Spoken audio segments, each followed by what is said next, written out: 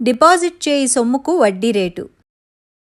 Hello పిల్లలు, ఈరోజు మనం డబ్బును బ్యాంకుల్లో డిపాజిట్ చేయనప్పుడు వడ్డీ రేట్లను ఎలా పోల్చి చూడాలో తెలుసుకుందాం. సుఖరామ్కు పంట దిగుబడి బాగా వచ్చింది. అతను కొంత సొమ్ముని భవిష్యత్ అవసరాల కోసం పొదుపు చేయాలనుకున్నాడు. అతను 1 సంవత్సరానికి 10,000 రూపాయలు ఫిక్స్డ్ డిపాజిట్ చేయాలనుకున్నాడు. దానికోసం 2 బ్యాంకులకు వెళ్ళాడు. మొదటి బ్యాంకు వాళ్ళు ఏం చెప్పారంటే, మా దగ్గర డిపాజిట్ చేస్తే సంవత్సరానికి 8% వడ్డీ రేటు ఇస్తాం అన్నారు. రెండవ బ్యాంకులో ఏం చెప్పారో తెలుసా? మా దగ్గర డిపాజిట్ చేస్తే మీరు సంవత్సరానికి 10% వడ్డీ రేటు పొందొచ్చు అని చెప్పారు. ఇప్పుడు మనం గమనించాల్సింది ఏంటంటే, అతను డబ్బు డిపాజిట్ చేస్తున్నాడు అంటే ఎక్కువ వడ్డీ వస్తే అతనికి ఎక్కువ లాభం, అంటే అతను ఎక్కువ వడ్డీ రేటుని ఎంచుకోవాలి. ఉదాహరణకి సుఖరామ్ మొదటి బ్యాంకుకు వెళ్ళాడు అనుకుందాం. అసలు ఎంత? 10,000 రూపాయలు. సంవత్సరానికి వడ్డీ రేటు 8%, అంటే ప్రతి 100 రూపాయలకి సంవత్సరానికి 8 రూపాయల వడ్డీ. సుఖరామ్ 1 సంవత్సరానికి డిపాజిట్ చేస్తున్నాడు కదా. ఇప్పుడు ఈ విలువల్ని సరళ వడ్డీ సూత్రంలో ప్రతిక్షేపించాలి, బారు వడ్డీ సూత్రంలో ప్రతిక్షేపించాలి. బారు వడ్డీ = అసలు ఇంటూ వడ్డీ రేటు ఇంటూ కాలము బై 100.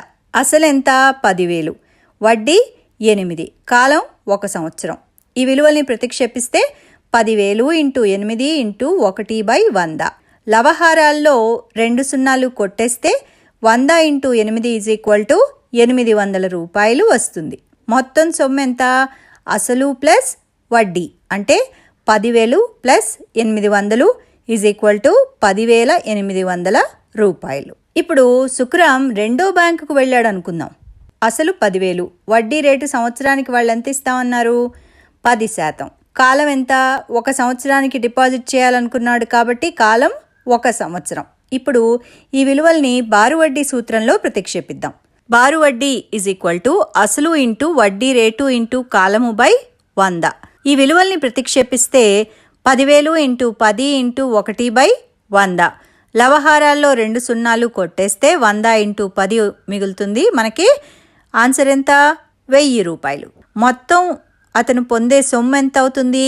అసలు ప్లస్ వడ్డీ అంటే 10,000 + 1,000 11,000 రూపాయలు. కాబట్టి డిపాజిట్ చేయడానికి ఏ బ్యాంకు సరైంది? రెండవ బ్యాంకు సరైంది. మొదటి బ్యాంకు వడ్డీ కింద 800 రూపాయలు ఇస్తుంటే రెండవ బ్యాంకు వడ్డీ కింద ఎంత ఇస్తోంది? 1,000 రూపాయలు. అంటే ఒకే కాలానికి 10,000 రూపాయలకి మొదటి బ్యాంకు 10,800, రెండవ బ్యాంక్ అయితే 11,000 ఇస్తుంది. కాబట్టి బ్యాంకులో సొమ్ము డిపాజిట్ చేసేటప్పుడు ఒకే కాలానికి ఎక్కువ వడ్డీ రేటు ఎక్కడ ఇస్తారో చూసుకోవాలి.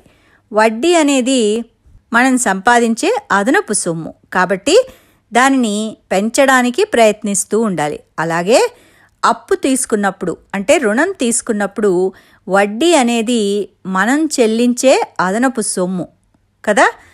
అందుకే తక్కువ వడ్డీ రేటు ఎక్కడ ఉందో చూసుకోవాలి.